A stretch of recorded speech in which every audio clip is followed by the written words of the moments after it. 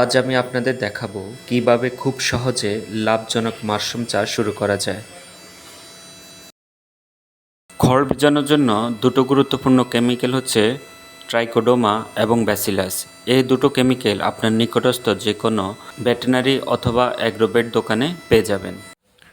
আসুন বন্ধুরা, সম্পূর্ণ ভিডিওটা দেখে এবং শিখে নিই কীভাবে সঠিক পদ্ধতিতে মাশরুম চাষ করতে হয়।